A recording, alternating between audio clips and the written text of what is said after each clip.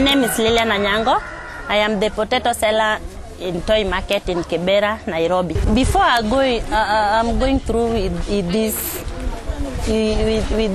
training, I don't know how to keep my business and record. I use my money badly, but now I know how to separate my business and personal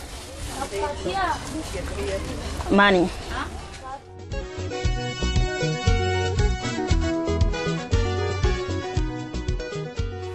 I know how I get loss or I get profit. Like, for example, if I start this business, I have only 10,000. Now I have 25,000 because I know I am getting profit. If you talk to customer nicely, they are going to come. If customer come to buy a bucket of potato, you give it a bonus, then you carry for them.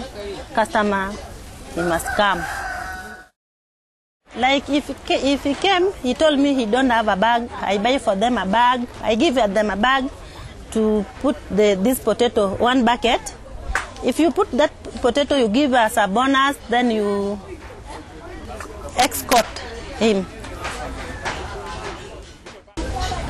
I like people to come in this training because he helped me a lot.